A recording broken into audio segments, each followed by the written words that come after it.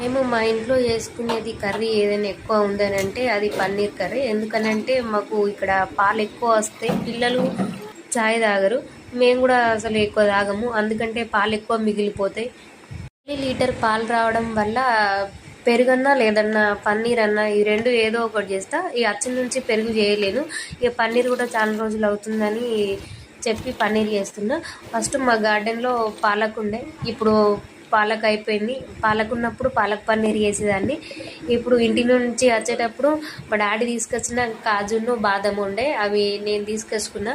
ఇప్పుడు అవి ఉన్న రోజులు మళ్ళీ కాజు పన్నీర్ అవుతుంది. పన్నీర్ ఆయిల్లో రోస్ట్ చేసిన తర్వాత చాలా క్రిస్పీగా అవుతాయి కదా, అవి ఉట్టిగా తినేస్తేనే టేస్ట్ బాగుంటుంది. నేను అందుకే రోస్ట్ చేసిన తర్వాత అట్లనే కొన్ని తినేస్తా. కాజు కొన్ని పేస్ట్ చేసుకున్నా, కొన్ని రోస్ట్ చేసిన. ఫైనల్గా కాజు పన్నీర్ రెడీ అయిపోయింది. వీడియోని ఒక లైక్ చేసి వెళ్ళండి అందరు.